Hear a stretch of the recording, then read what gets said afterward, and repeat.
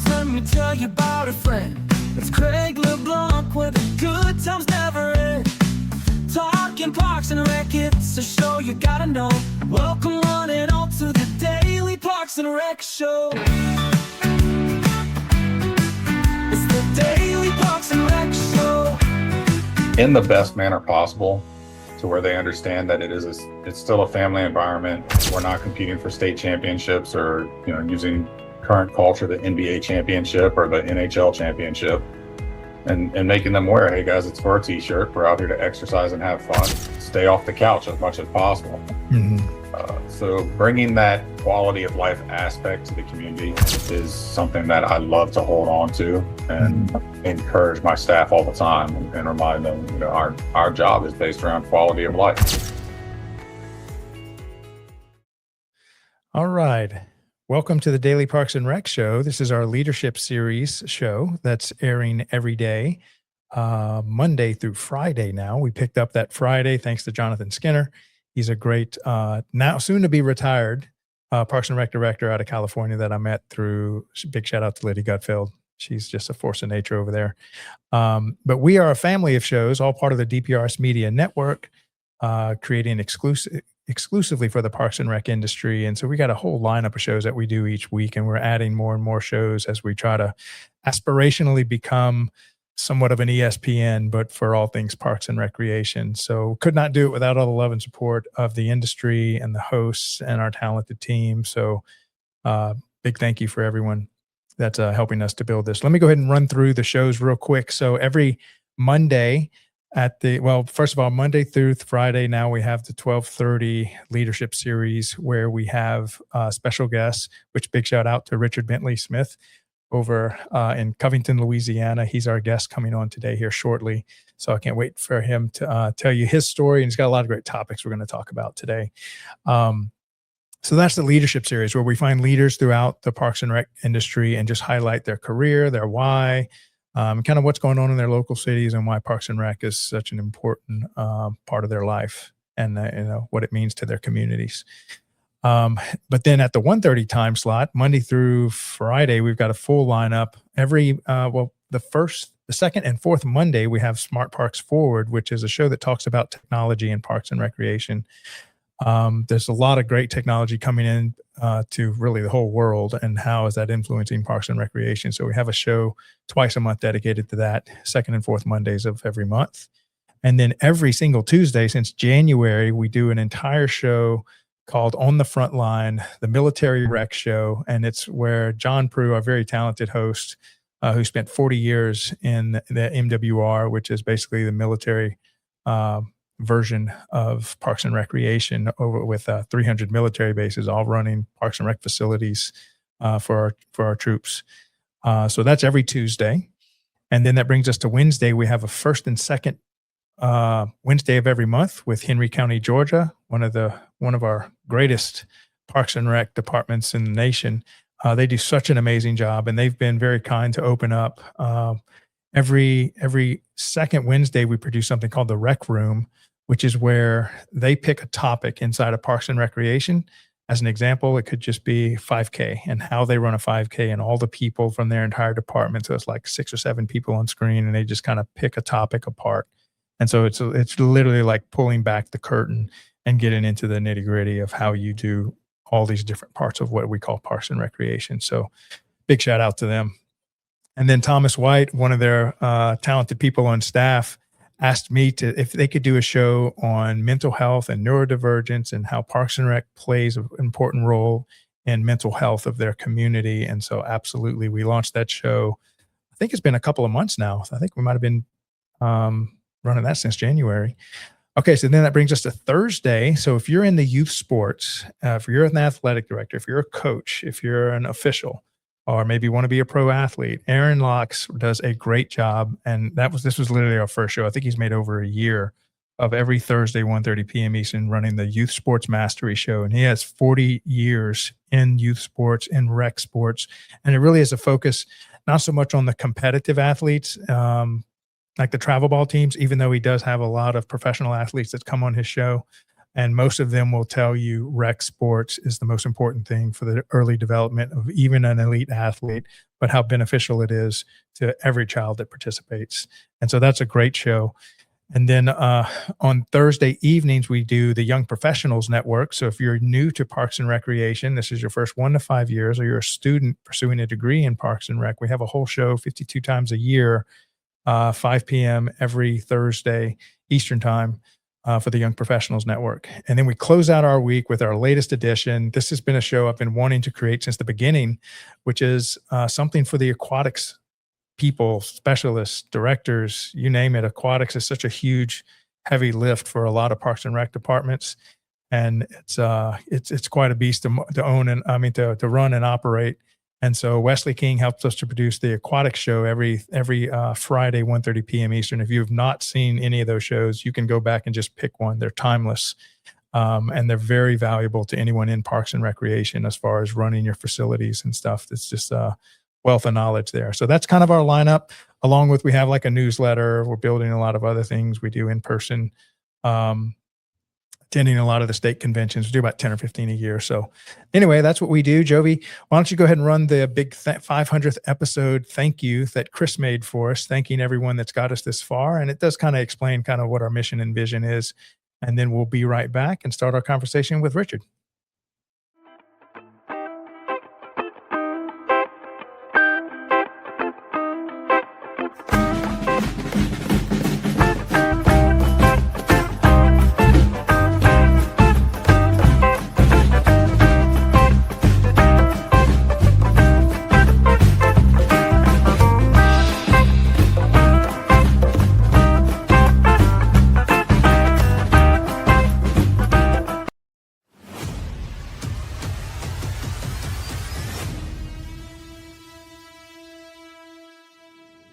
It didn't start with a big studio. It didn't start with a massive audience. It started with a simple idea. One conversation, one camera, one episode. Back then, DPRS Media Network was just a vision. No guarantees, no roadmap, just a purpose. To tell stories that mattered. Stories from the Parks and Recreation community. Stories of leadership, passion, impact, and the people making a difference every single day. Episode by episode, that vision began to grow. More conversations, more voices, more people who believed in what we were building. What started as a show became something much bigger.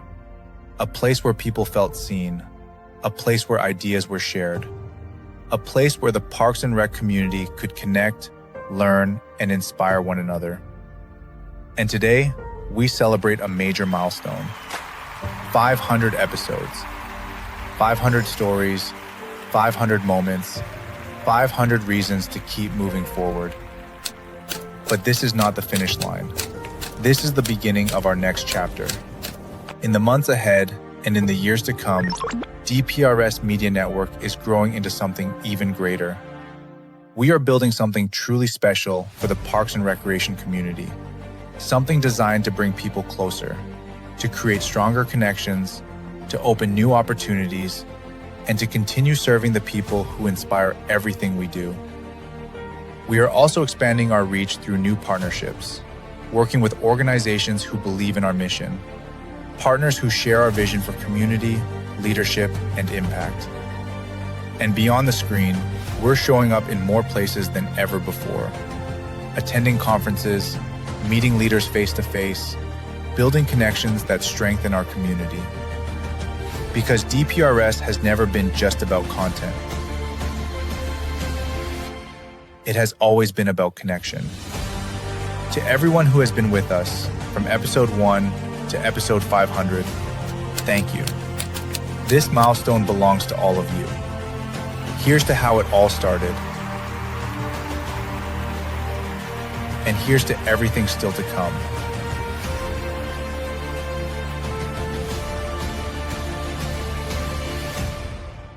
The future of DPRS Media Network starts now.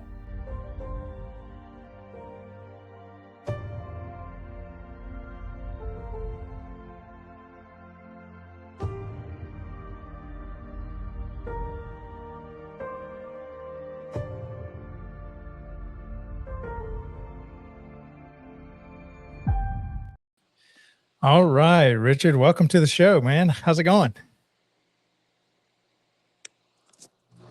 Oh, can you hear me okay? Can't hear you. I'm sorry.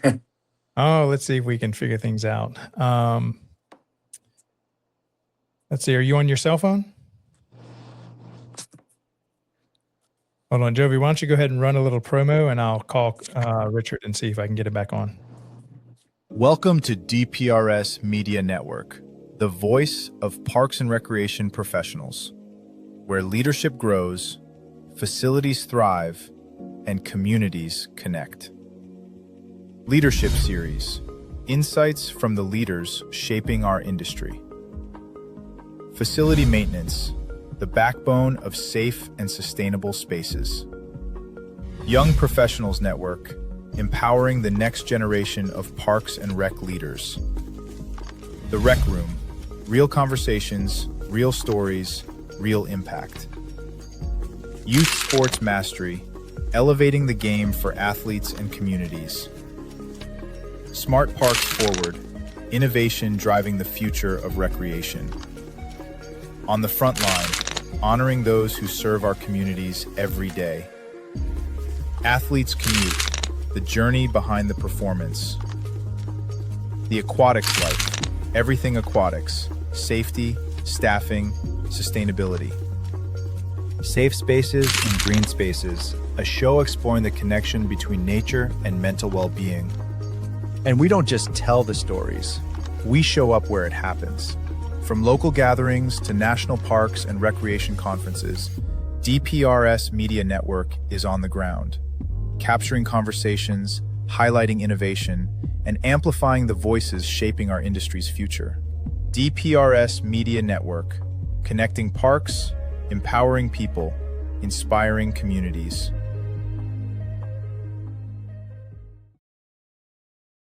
Before the game, before the lights, before the pressure, there's a moment most people never see. Welcome to The Athletes Commute, a podcast distributed by DPRS Media Network, co-produced by Her Sports, and hosted by Jordan Ziff. Each episode, Jordan gets behind the wheel, driving athletes to practice, to training, to game day, while getting to know who they really are beyond the jersey. The mindset, the grind, the sacrifices, the moments no one talks about. No scripts, no filters, just real conversations in real motion. Because every athlete has a journey, and every journey deserves to be heard. This is The Athletes Commute. Buckle up.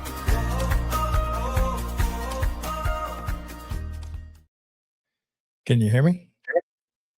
All right, I can hear you now. Nah, we did it. We survived. We handled that like champs. All right. Yeah, I'm so glad to have somebody from Louisiana. I rarely have people on the show, and I'm like, man, I love how Louisiana does parks and recreation, and I think you've been knee deep in parks and rec for how many years now? Well, the state of Louisiana, I started with rec in 2006. I'm sorry, 2016. 2010, and I started at Coquille in 2016. So I've been here in Parks and Rec for about 16 years. But before that, I was in Houston, Texas, and I worked with intramural sports at the University of Southern Miss in Hattiesburg. So I've been around recreation now for over half my life. Yeah, and then you had the pleasure of serving as president. Did you set a record? I think maybe most consecutive years or most years, or I don't know. I don't know if it was the most consecutive years, but it was enough years that my wife said, okay, it's time for you to, take a step back and stop going to all the other stuff. But I do need to get back into LRPA. It's a great organization. You've got a great president right now. In fact, she and I work together at Brett, Katrina Cootsford. Yeah. Phenomenal individual that's very passionate about recreation. So yeah. And this is her second term, I think, as president, right? This is her second term. She was lucky enough not to have to do it consecutive terms. Right. They somehow talked me into consecutive terms because we were switching over management organization groups while I was the president. And yeah, it was a lot for me. It ended up being between treasurer for 2 years, and then I was president-elect president for 2 years and then past president. But I had lost my past president and I had lost my president-elect during that time. So myself and Randy Alvarez were actually working together to do the job of 3 people amongst the 2 of us for a lot of that period. So, maybe you can help me wrestle to get actually Randy has done a few shows with me, just like our 15-minute shows. I think we were working with Suzanne Diaz. Big shout out to Suzanne. She's I think now retired. She ran LRPA for what, about a decade or something. so she was our 3rd manager for the Louisiana Municipal Association. Yeah. So Suzanne Diaz came in, let's see, this was right after COVID. So she was our manager for about 4 or 5 years with LMA. I didn't realize she had retired. So I'm going to have to reach out to her and tell her what she's doing. So I think it's official. Like, I think April 1st was her first day with, I think she's working with a sports association in Louisiana or something like that. But yeah, she ran that for a long time. All right, so let's dig in a little into your story. How did you discover or get into Parks and Recreation? I got to give my nod back to Southern Mississippi. When I decided to go back to college in 2004, I was blessed to go to the University of Southern Miss in Hattiesburg, and I got a job there in the intramural department working at the Payne Center for University of Southern Miss. And it's funny, the reason I got into recreation at the time is the field I wanted to be at was actually a U.S. Marshal. No way. I'm a U.S. Marshal and worked for the federal government. One of the prerequisites was that you had to work a state job for 1 year. So with me working at a state institution, I was going to have the ability to get in what I needed to in order to just, okay, well, now I can go straight into the U.S. Marshal Service. And while working there, I had some phenomenal mentors in Mark Krager, Chris McGee, Bill Poe. I could, keep going down the list, and, Coach Giles, if I leave him out, is going to get mad at me if he happens to watch the show. Yeah. So like all of those individuals, I thank them so much because they brought me to my first recreational conference, and it was called an Emerging Recreational Sports Leader Conference. And it was in Atlanta, Georgia. And Chris McGee said the best phrase that I've kept with me my entire career, which was, if you love what you do, you'll never work a day in your life. Oh yeah. And I loved working at the Payne Center. I had the ability to work across the street at the Rails to Trails program in Hattiesburg, Mississippi, and it's one of the largest Rails to Trails programs in the nation. So the passion that I learned through Southern Miss went with me. Yeah. And I ended up going on to grad school at the University of Houston. Now, what was that again? You said, what is it, something to trails? Rails to Trails. Tell us a little bit about that. I've never heard of that before. The Rails to Trails program, they actually have one similar here in St. Tammany Parish. They find old railroads that are now closed down and not used, and they come in and concrete them over, and they make this huge bike trail program.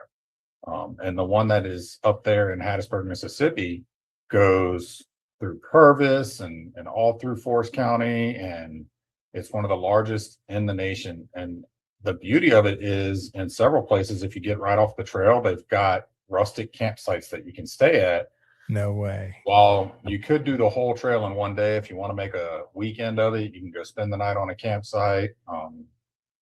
We have one here in St. Tammany Parish, the St. Tammany Parish Trail, that goes from Covington all the way into Slidell.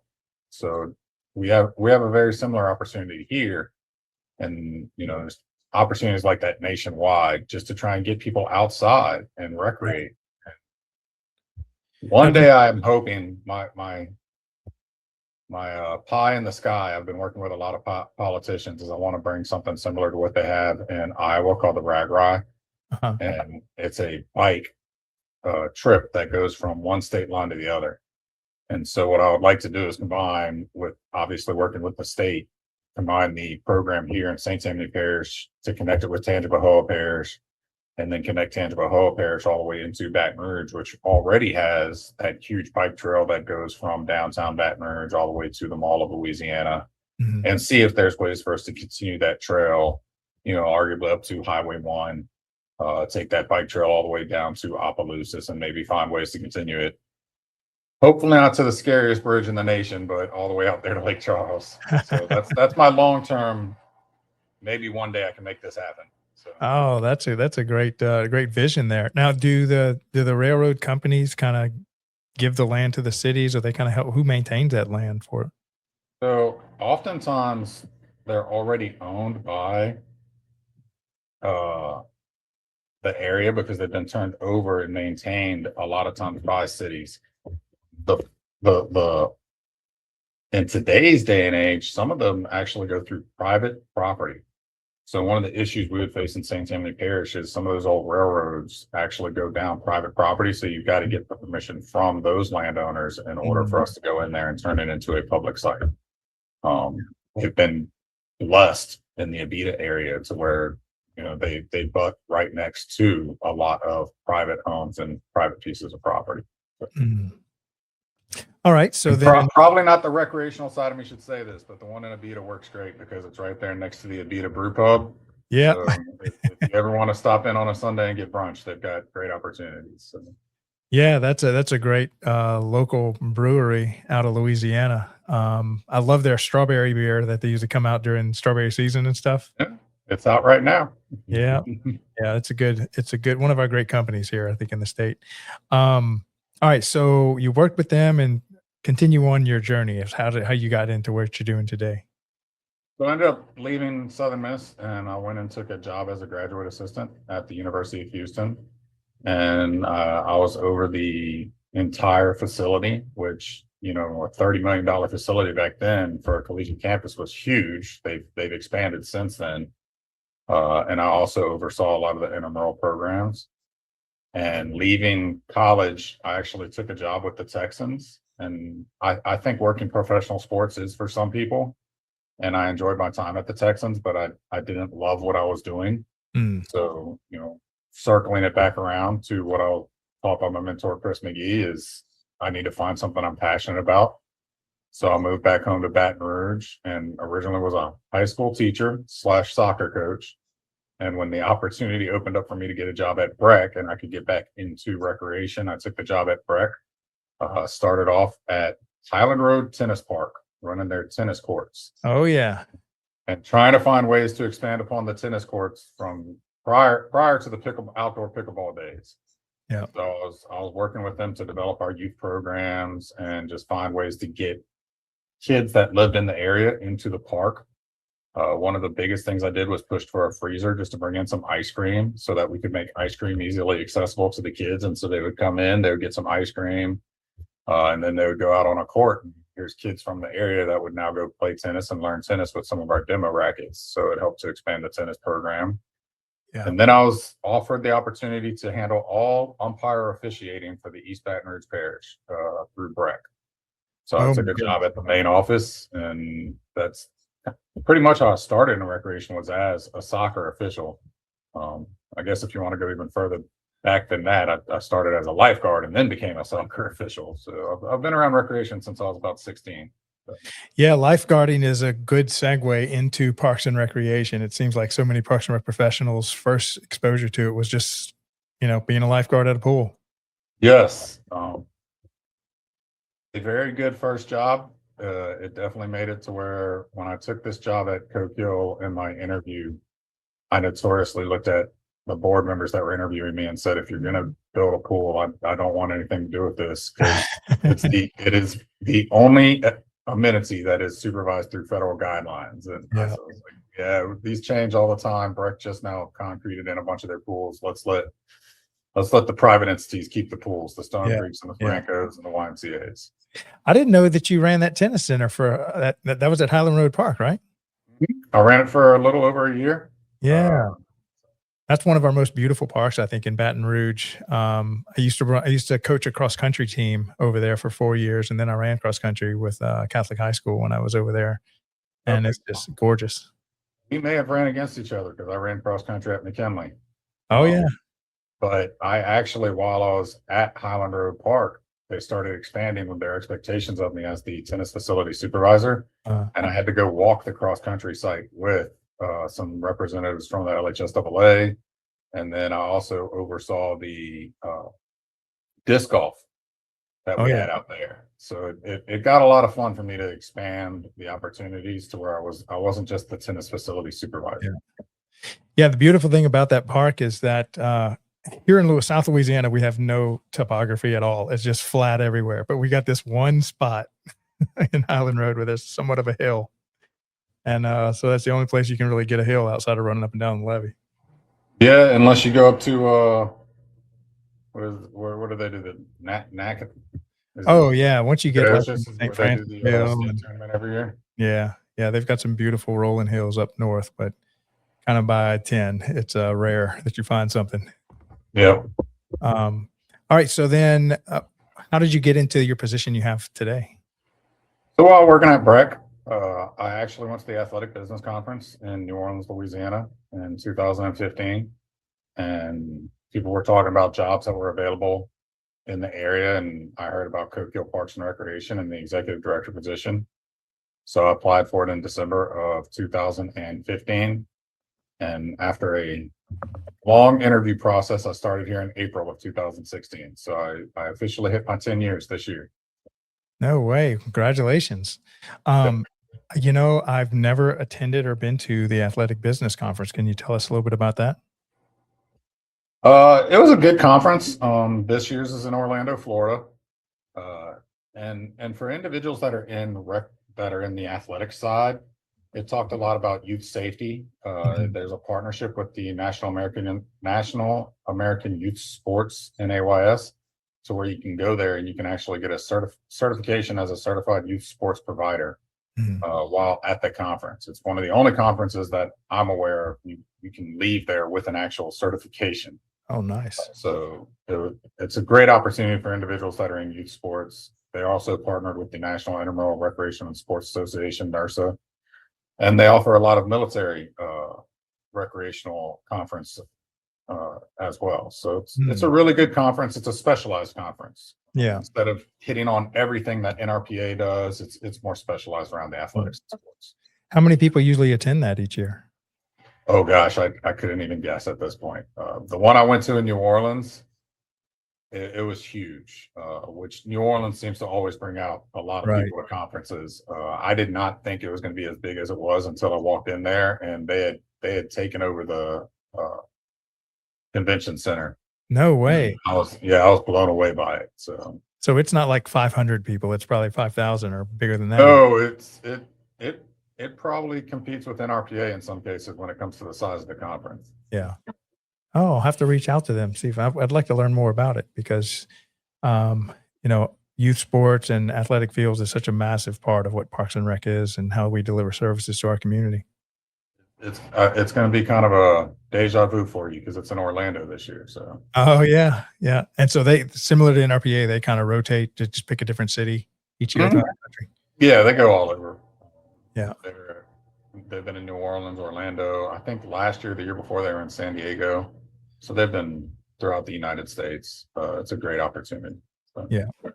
And typically they give you a site visit of a local athletic place, complex. So it's a great opportunity for those that want to see how other athletic complexes are. Yeah. All right. So digging a little bit into your why, and this will lead into a lot of our later discussions here in the show. But why have you chosen and continue to choose Parks and Recreation as your career path, and how do you find it fulfilling? It was probably either this or teaching, and I guess I got my fill of homework when I was in college and high school. I didn't want to do homework anymore, but I feel like I bring homework home a lot with this job as well. Yeah. I think the biggest thing is in society, you want to feel like you're leaving an impact, whether as a coach, as a teacher, as a politician, as a doctor. And I had the ability in recreation to do something that I truly love to do. So, I come to work and I joke that even on my hardest day, I still go home feeling like I've done something for the community. Some of the best days that I've had here are when I get to go speak to the local elementary and middle schools for career day. I have become a fan favorite at my wife's middle school, Lancaster. to where I get to brag to her all the time because the sixth graders write letters to their favorite person. And the teachers have openly told her, yeah, your husband gets the most letters now. They all want to thank Mr. Richard at Coquille for coming out there. Yeah. So to reach out and not only from a youth standpoint, but also an adult standpoint, make sure that adult sports are done in the best manner possible to where they understand that it's still a family environment. We're not competing for state championships or, using current culture, the NBA championship or the NHL championship, and making them aware, hey guys, it's for a t-shirt. We're out here to exercise and have fun and stay off the couch as much as possible. Mm-hmm. So bringing that quality of life aspect to the community is something that I love to hold on to and encourage my staff all the time and remind them, our job is based around quality of life. Yeah.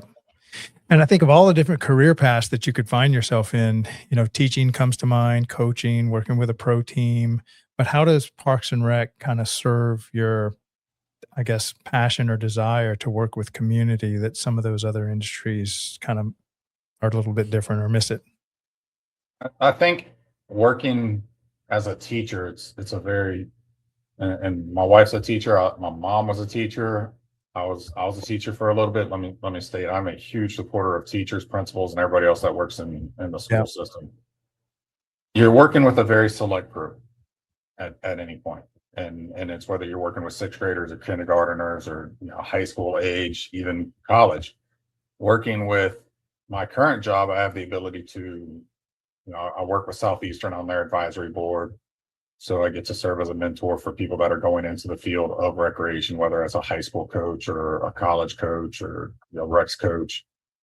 And so my impact in this job allows me to reach out to several different avenues, working with politicians to try and create laws to create safer sports, whether it's bringing awareness to the need for additional background checks, educating the community on the 2016 Safe Sport Act, making sure that everyone on property is aware of concussions protocol and even being mandatory reporters.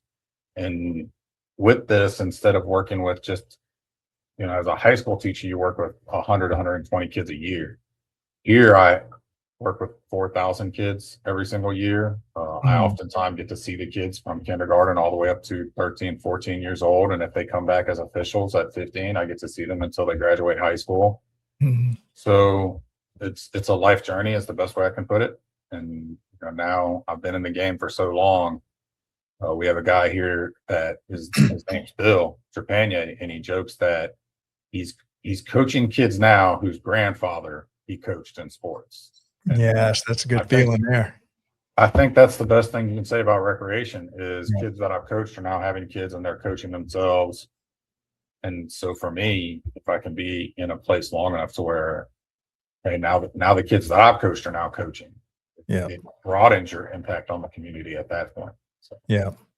And that really is as much as we talk about how important it is for kids to be involved in youth sports, just as an adult, when you haven't lived till you've coached a group of like fifth graders. That is one of the most, and it can be challenging, but you're really growing as an individual, and that still is part of the community that you serve is the referees, the coaches, and even you've got a lot of senior services that a lot of Parks and Rec department offers. So you're right. You really get to focus on building the entire community from cradle to grave. Craig, if you're bored and looking for a challenge, you can come to my daughter's soccer practice next fall. Little Pink Panthers, and I'll stand back and watch my daughter tell you what we're doing right and wrong because she's definitely coaching. I've loved coaching, and I continue to love coaching, and I love my daughter with my entire heart. But she's definitely the boss on the soccer field. She lets me know she's the assistant coach whether she is or not. So right, she lets you come and coach her team. Yes, that is the best way to put that, actually. Yeah. Until you coach a group of young kids playing soccer and you get them all, you watch them all just travel like a pack around the ball. It's good stuff. All right. I think the biggest key that we need to remind is when you're out there coaching, especially at that age, it's not about the wins and losses. It's are you getting kids to want to come back and coach later? Are you getting them to want to come back and play the next year? When you look at you got to look at the 1 year, the 5 year that's in your impact. Yeah. Are they staying in sports? Are they coming back the next year? Did they go try out for their high school team, whether they made it or not? Did they love the sport so much that they continued to play from a recreational standpoint, Yes. even if they didn't make their high school team? The problem we see today, and the Michael Jordan story is probably been changed through the years, but going off what it's known for is he got cut as a freshman in high school. In reality, he wasn't cut. He just wasn't put on the varsity team because he wasn't tall enough at the time. So he tried that much harder and he made the varsity team the next year. But you look at that kind of story, when's the last time we've heard in today's society of a kid getting cut as a freshman in high school and then trying out again their sophomore year, junior year, senior year? If they get cut, they look at it as, well, I'm not trying out again. I'm done. That door has closed. So if you teach them to be passionate, not just it's about wins and losses, then those are the players that are going to come back out and take that challenge and say, you know what, I didn't make the team my freshman year, but I'm going to try that much harder to make it my sophomore year, junior year, senior year. So. Yeah, that's definitely a great story. And I'd like to continue that conversation after the break, especially about how important it is for the kids to have fun. But let me go ahead and thank our show sponsors who are, without our show sponsors, it's like having a big field trip planned and everybody's on the bus, but you don't have any diesel. And so without our show sponsors, we really couldn't build this for the Parks and Rec community. Big shout out to Outdoor Link and the National Academy of Athletics. Outdoor Link is a great company. I've actually worked with them before. And if you have a smart home and, everything's connected to your cell phone, your lights, your garage door, whatever, air conditioning, imagine if you had an entire city that was a smart city and all your infrastructure was connected through like an iPad or a smartphone or a smart device. So you're not having to send, staff to turn off parking lot lights or splash pads or lock the bathroom doors. You kind of control all that through their hardware and software. And it's 100% American owned, and it's run out of Huntsville, Alabama. Great team. I know the owner well. And so he was an earlier sponsor and really believed in the vision of the Daily Parks and Rec show. So a big thank you to them. If you'd like to learn more about that, just reach out to me and I'll hook you up with Dave, who's in charge of the whole country as far as getting all that stuff out. And then the National Academy of Athletics, Aaron Locks has built a franchise model to help Parks and Rec departments do the stuff they don't want to do. So if you've got a lot of demand for, say, a flag football league or lacrosse league, but you really don't have the staff for that, they'll kind of run whatever you don't want to run. And they do a great job doing it. Been doing it across the country for quite a while now. Both really good companies and early supporters of our channel. So Joby, if you want to go and play those two promos, and then when we come right back, we'll finish up our conversation with Richard. In today's parks and recreation industry, communication, safety, and efficiency go hand in hand. That's where Outdoor Link comes in, delivering smart technology that empowers city departments and community planners to do more, smarter. Outdoor Link's platform connects and automates everything that keeps your parks running smoothly, from lighting and locks to signage, water features, Wi-Fi, and digital advertising. Control and schedule park lights for safety and energy savings. Remotely manage facility access. Coordinate fountains and splash pads. Provide public connectivity.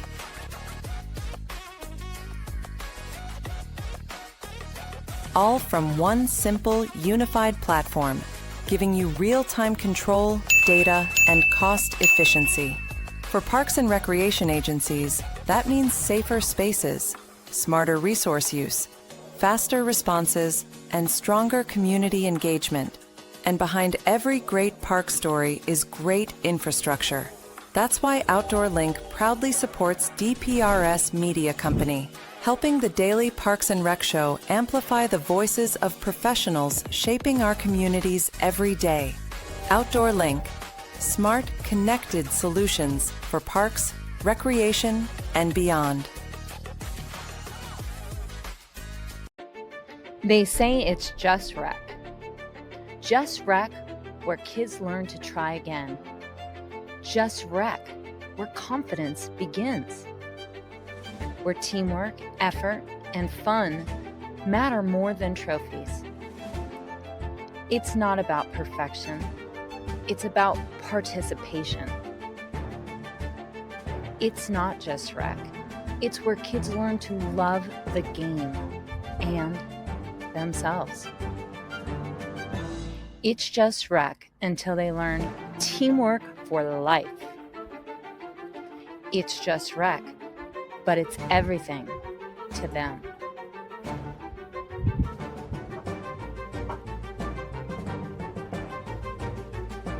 It's more than rec. It's a movement.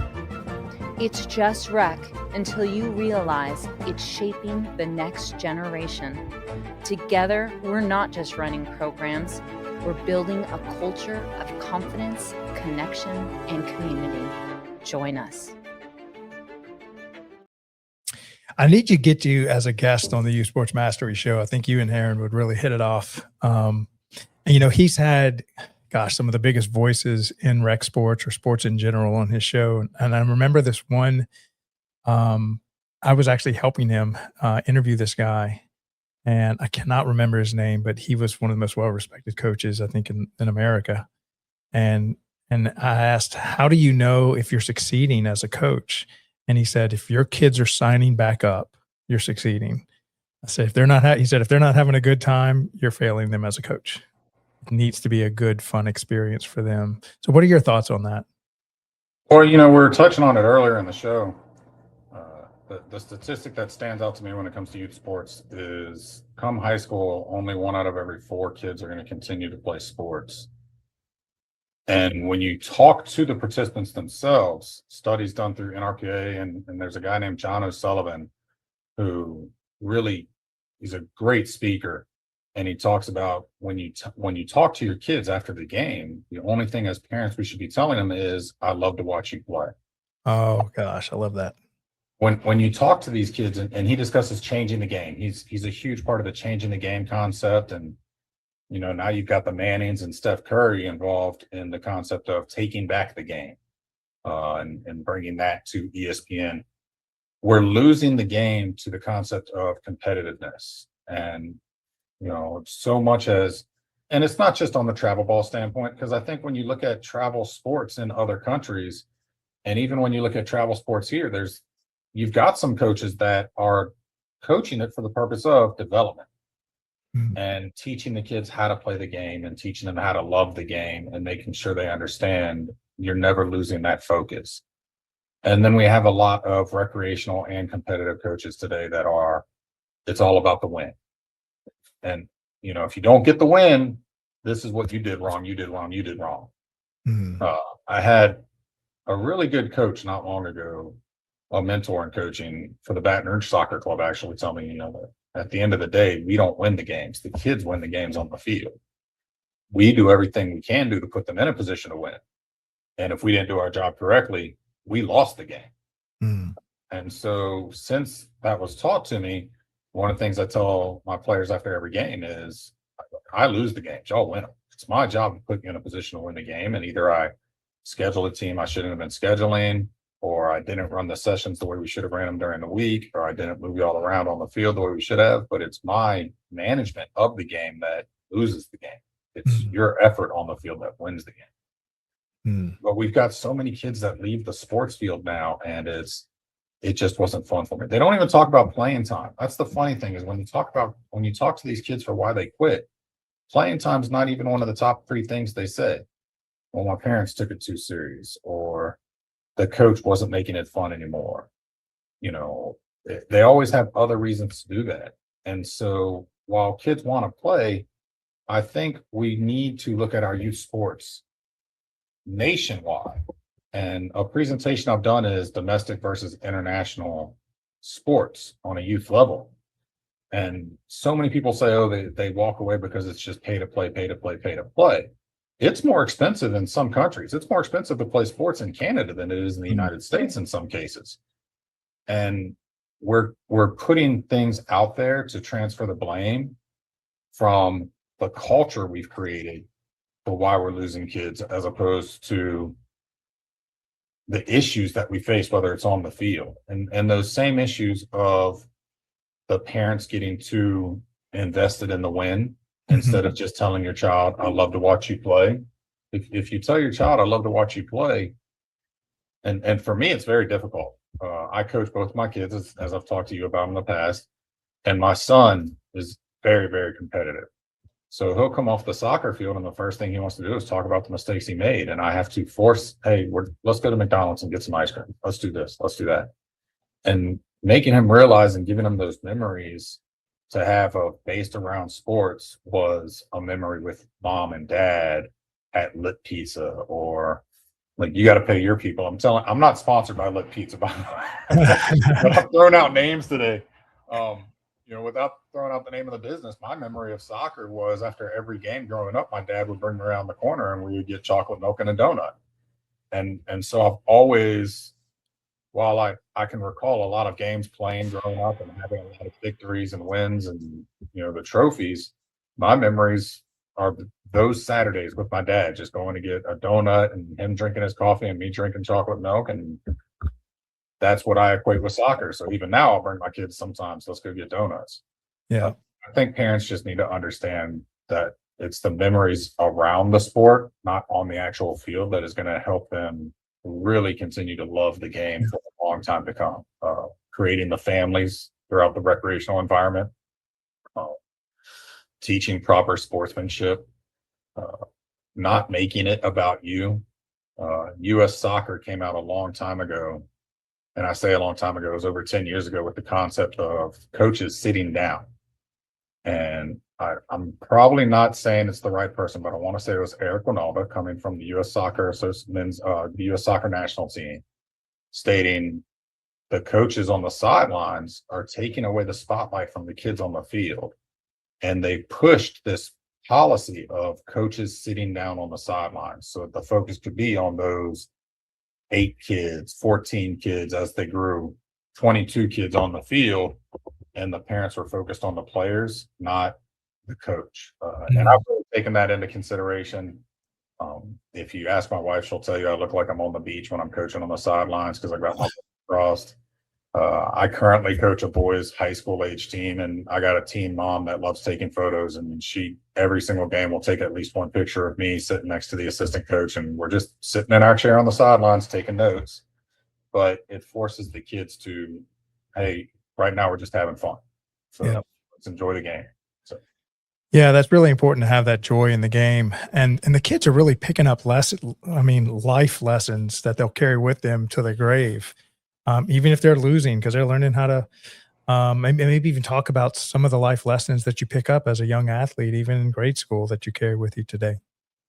Well, you look at it, not just the life lessons, but also the culture. As coaches, if we create the culture of win, win, win, win, win, and the success rate is based around wins and losses, then when you start losing, the parents are going to start coming down on the coach. And for our volunteer coaches, whether it's in the travel area or the recreational area, now we're going to chase those coaches away because they had a 3-game lose streak or a 4-game lose streak, or they had a tough season. My son right now plays baseball, and his mom is a coach, and a good friend of his mom is the other coach. And we're 0 something on the year, haven't won a game. But with that stated, for the last 2 years, 3 years, they've won several games.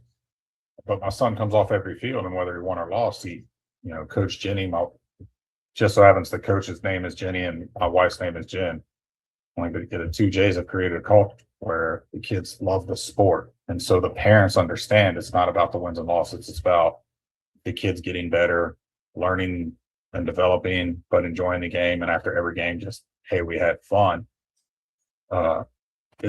It's really the ugly side of rec sports and youth sports. How often do we open up the paper these days and we see a headline of an official attack on the field, or 2 coaches getting into it on the field?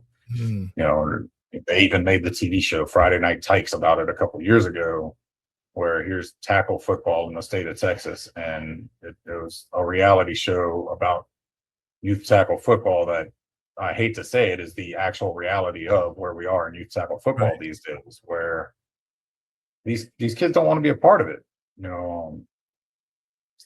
Just recently, there was that young lady who, the videos that are making the rounds right now is the high school video of the girl that tattooed the girl in the side of the head to get that easy out. And she's being, so here's this young girl, somewhere between freshman and senior in high school, being attacked on social media by grown men and women saying how bad of a person she is. Oh, And I'm not going to assume whether the coach told her to do it or her travel coach maybe told her to do it, or she just saw the opportunity and giving easy out on the field and she did. With that stated, there's no excuse for us as adults to not just attack these high school kids, but even attack these collegiate athletes. Even with these NIL deals these days, it's kind of like attacking the officials. Have you trained? Right. Can you do that? If you can't do it, then why are you attacking them on how they do it? Because look, no matter who's coaching the LSU football team, I can tell you right now, they're a better coach than me. And I might be a great Monday coach, but I'm not going to make the right calls on Saturday night to get LSU to win. So I'm not going to second guess them during the game. So. Yeah.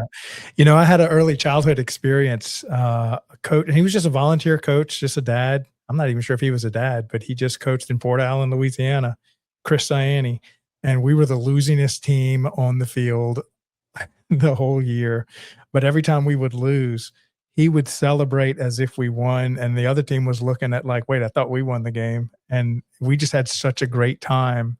And we were all terrible at baseball. But you wouldn't know that from him. You'd think he was coaching the championship team, and it stuck with me still to this day. I've always wanted the worst player on the team to come back and play the next year, not just the best player. Yeah. And I hope more coaches take on that concept. It's a tough concept to have in travel sports, but even if you have the tough conversation with a kid at the end of the season and say, look, I don't want you to leave the sport. I think you're more of a recreational athlete, and you kind of direct them that way of going the recreation route. Mm-hmm. At least give them other avenues to continue to play the sport. It amazes me how often people think, we're the doctors of today's day and age, and we can predict where a kid's going to be. I'm 6 foot, 220 pounds. And when I was graduating high school, I was 6 foot, 180, 185 pounds. Yeah. But as a freshman in high school, I was 5'6" and got told, yeah, you're too small to play. So I never played high school again until my senior year. All of a sudden, the tackle football coach came out to my junior year, came out to a high school soccer game, and well, who's that? And my dad's looking at him going, that's my son. You cut him from the team his freshman year because you said he was too small. I maybe weighed $130 my freshman year. I probably was too small to play football at the time. Yeah. At 6 foot 180, that's a whole nother story. Right. But how often does that happen in youth sports where it's, we can't put him on the field and we hide behind this safety concept? Oh, he's going to get hurt. If we put him out there, he's going to get hurt. He's too small. He's just going to get crushed. Okay, so put him in a position where he's not going to get hurt. Put him, way out wide receiver and run running play the opposite direction to where he's on the field. He feels like he's involved. Yeah. Now, I think you have a really good take on officials and how we are, like you said, we were creating a culture where we're running off our coaches and our officials. But what was your story about really understanding what officials go through, and how did you kind of get into that world? So I've been an official myself, and I say it all the time. In order to become good at anything, you have to do it more than once. I'm sure if we compare your first 100 podcasts to the last, 400 to 500, there's going to be a big difference and a huge development as you got more and more experience. I did not get invited to do a playoff game in the state of Texas for officiating until probably second or third year doing it. In fact, I think it was my third year. And I even remember at the University of Southern Miss for basketball, I had a really good guy that supervised intramural sports. He put a rubber band on my wrist, and I asked him what it was for after my first game. And he goes, well, you're scared to call fouls. When I take that rubber band off, it means you're willing to actually blow the whistle.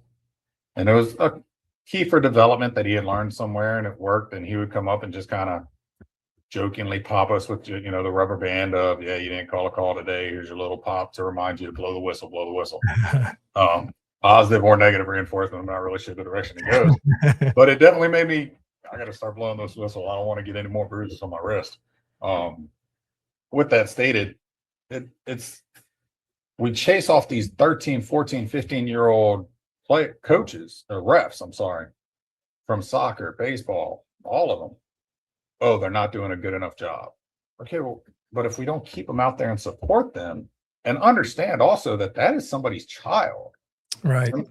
Similar to this young lady who's being attacked on social media, you're attacking somebody's child right now, and God forbid their mom or dad is on the sidelines, because you don't want parents on your team talking to your child when they make mistakes that way. So why are you talking to that child when they make mistakes? Just a little bit more understanding and support. We've had to throw a lot of money at the problem over the last 10 years just to get enough officials to do recreational sports. I remember when, couldn't have been too long ago, in rec sports, we paid the officials, I think it was $12, $15 a game. Now, to get them out there for rec sports, we're paying $25, $30, $35, $40 for a 1 hour game. Mhm. And even still, we struggle to get officials, because here's mom and dad on the sidelines, and they hide behind, these kids are so smart. They know the rules of the game. They know the rules of the game. Knowing the rules of the game and having the confidence to blow the whistle are two different things. And you can be a coach or a parent that calls them over and says, hey, bud, just so you know, my son just did this and you missed it. And we can work on developing that. But the culture that exists is, well, my kid's not doing anything wrong, and I'm going to point out everything that you missed on the other team. Okay, well, all they're getting is that from everybody. There's a really good youth coach here at Coquille. He and I have some great conversations. And he's one that when they miss a call against his team, he calls them over and goes, hey, I need you to watch my player. He's doing this. He's flag guarding, or he's guilty of unsporting behavior here, or whatever he's guilty of. He points out the mistakes that his players are making, not the other team. Yeah. And that helps develop the official and makes the official more confident, knowing, okay, if I call against this coach, he's not going to yell at me. In fact, he wants me to call more against these players, as opposed to what we're doing right now, which, Boots Garland, phenomenal person in the Baton Rouge area, used to talk about transferable blame. Yeah. I'm an avid Saints fan. Avid Saints fan. I've been a fan of the Saints since they had Pat Swilling and Iron Ed Hayward and everyone else. I'm also one where I'm probably going to get torn apart in this.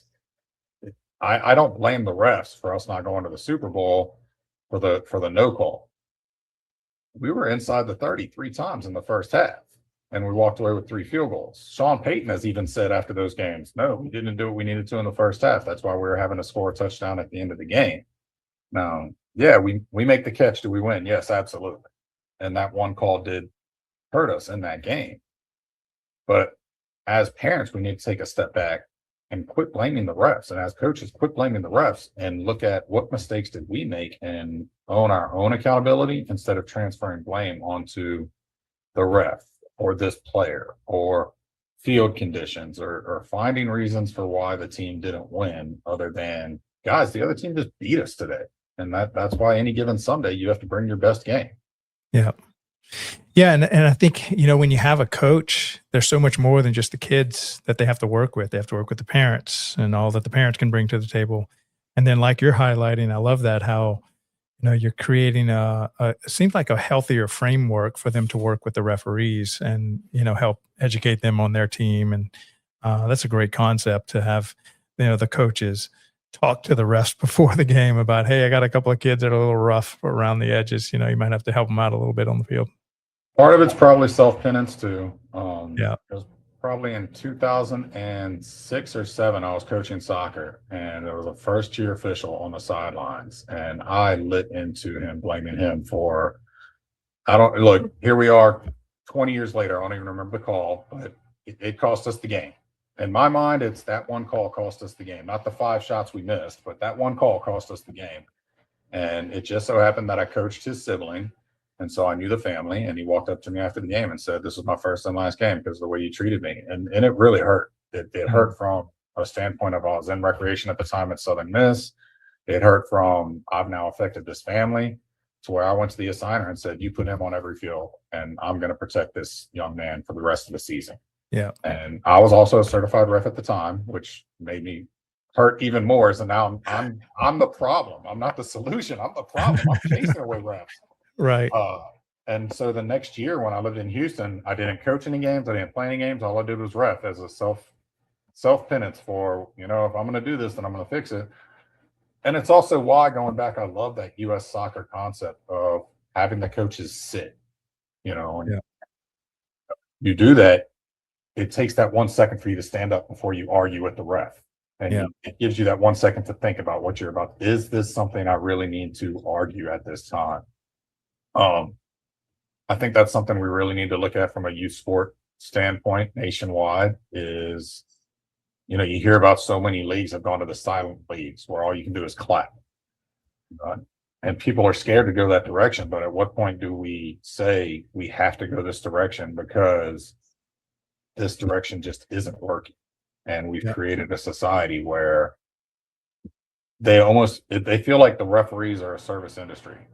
Yeah. And having a referee is not like going to McDonald's and ordering a Big Mac and they forgot to put the middle bun on your Big Mac. Right. It's not have it your way. Yeah.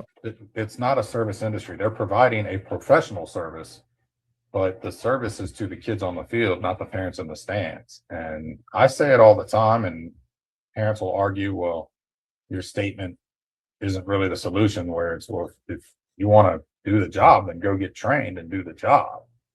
Most parents are, well, that's just passing the buck. Well, but you're not accepting the other solution we've said, which is let us work with them instead of you making them scared to officiate. And whether they're a young man or woman or a grown man or woman, if I'm getting yelled at to the point where it's just not worth the 25, 30 bucks, 40 bucks an hour. I was a certified high school official for years. I haven't done it in, I think, 10 years now. I will not officiate games any longer because it's just not worth me sitting on the field and having people belittle me, whether I'm getting $70 or $80 a game. I'd rather be at home with my kids. Yeah. Yeah. It's a great conversation. I think we need to have that more. Definitely need to get you on Aaron's show. I think y'all would have a great conversation. And I just think making content around that and having that discussion is just important. All right. So we have a little tradition at the end of our show. Our previous guest left you a question. I'm actually going to go back 2 questions, which is because I think you might have something to say on this. But in the NFL draft, how did your team do, and how did the players they needed? First of all, what would be your team that you're supporting in the NFL? Saints. And my wife and I were talking about it just yesterday. I said, well, the Saints got a lot of wide receivers in the draft. I didn't realize we didn't have a single wide receiver on the team because I think we drafted 3 or 4 wide receivers. Oh my goodness. How'd the Saints do? I'm excited. I think the Saints did well. I think we got a number 2 option to complement Chris Olave. You got Tyler Show now. I think, his last couple of games last year, he really showed he's going to bring a lot of maturity to the field. I wish we would have probably brought in a little bit more protection for him because I always worry about that O-line. And I'm a huge Alvin Kamara fan, but I kind of wish we would have gotten maybe a running back to help support Alvin. But, we also went out and got Travis Etienne, I think, in the offseason. So I am a hopelessly optimistic Saints fan that I'm hoping we drafted a 1,000-yard wide receiver, and we'll see what happens this year. With it being the Saints, I really do think we're 2 or 3 years away from being where we need to be as a franchise once again. So. Yeah, I can't wait to see it. All right. So what question would you like to leave from our next guest? And it can be anything from if you were a piece of playground equipment, what would it be and why? Or anything around referees or it's funny. So at my staff, I do team building. We do 10 questions. So you're supposed to go ask their coworkers 10 questions, and it's ways to get to know, 5 questions are about your job and 5 questions are just get to know you questions. And probably my favorite question to ask is, if you ordered nachos, how would you get them made? Not just at the local concession stand, but overall, are you a seafood nachos person? Are you a steak and chicken nachos? Me, I want it all. I want the hot sauce. I want the pico de gallo. I want everything on the nachos, the sour cream, the guacamole, the jalapenos. I want the thing fully loaded, trash can nachos like Guy Fieri makes. And Yep. when you're grabbing at them, all the food is left over on your fingers. So. Sweep your kitchen. Yep. I love it. Well, Richard, thank you so much for coming on the show today. Love having people from Louisiana on my channel. I need to get more of them on there because I actually have a pretty good network. I've just haven't really reached out to a lot of them, but I really appreciate you coming on, and love to have you back on whenever you'd like to talk more about referees and coaching and stuff. And I think it's just a very important topic. No, I love being a part of it. Thanks for having me. All right, man. Well, have a great rest of your week. Take care. Thanks. Bye. All right. So that was another great show. I love how Richard points out how important it is for parents to really make sure their kids are having a good time. It's not about the win or the loss, but it's about, the ice cream afterwards. And just, I love that phrase he said, I love watching you play. And I think that's such a powerful statement. And a lot of times parents, get into the win and get into the success and the growth of the child when it really should be more focused about the kids having fun and having a love for the game. And then especially what he said about officials, taking it easy on these young teenage kids that are, officials for their little soccer team, and not, railing on them too much when they miss a call or something, but really working with them and making it a good experience for them. And I think we all have a role to play, whether we're coaching, whether we're a parent, in making sure that this is all about fun, right? Isn't that why we're doing sports? Is just to have a good time, pick up some life lessons, build community and connection along the way. And let's not lose sight of that as an industry. And I think if there's any industry that does it well, it's Parks and Rec sports. And they usually have a really good success story around taking advantage of that opportunity to create fun for the kids and for the families and for the communities. And so hats off to everybody in rec sports, man. Y'all are doing a great job. And it's okay if you have some of those life lessons where you end up chewing out the ref, like Richard told us. And sometimes you just got to take a step back and say, well, what am I doing? And learn from that. And I think it was from that life lesson that Richard had that he's able to be where he is today, creating a safe and a great fun environment for the kids and the coaches and the parents. And did you know that there are Parks and Rec professionals like Richard across the country doing that same kind of valuable work, building their community? So my hat's off to you guys. And again, thank you, Richard, for coming on the show today. All right. So next we have, it's Tuesday, right? Isn't it Tuesday? On the Front Line with Jonathan Prue, starting in 19 minutes. So hold tight, go grab you a third or fourth cup of coffee, and we will be right back with On the Front Line with Jonathan Prue. Thank y'all for attending the leadership series. Love y'all. Thank y'all for all the support. See y'all here in a bit. Bye. In the parks and recreation industry, attention is limited, but influence is everything. Every day, thousands of parks and recreation professionals make critical decisions. Decisions on infrastructure, programs, technology, and vendors. The question is your brand part of that conversation? DPRS Media Network was built to answer that question.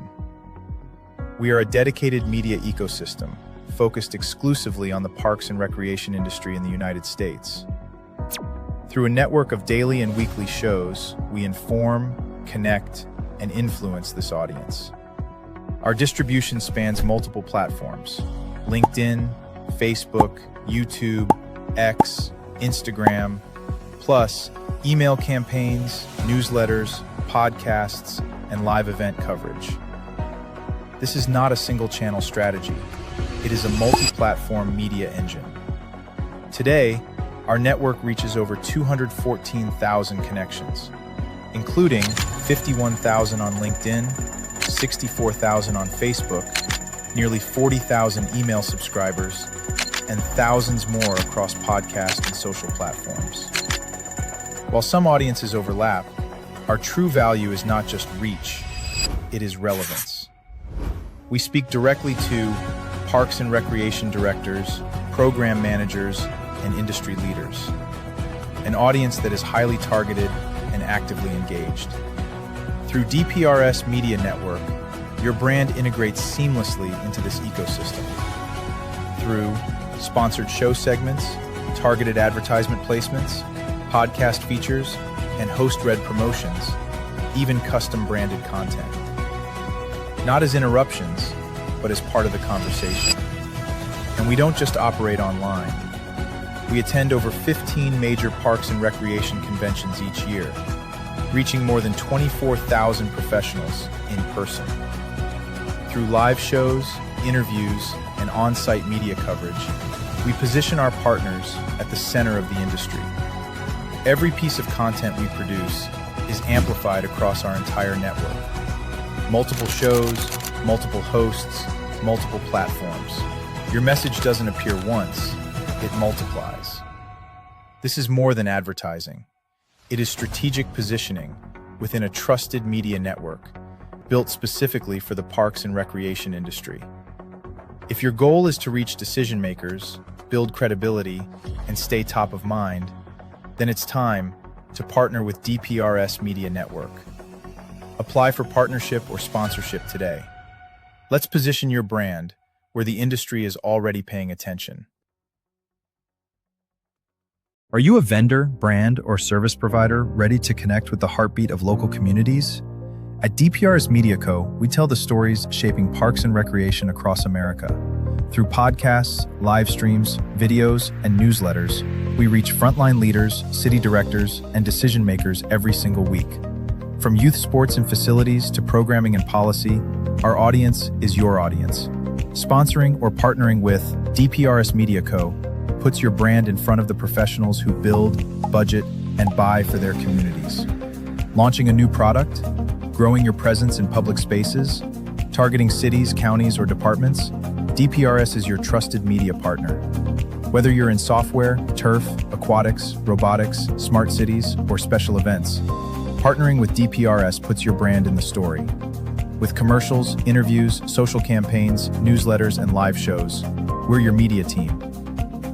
Partner with us and grow your impact in the $200 billion parks and rec industry. DPRS Media Co. Stories that move parks and rec forward. Your audience is here. Let's meet them.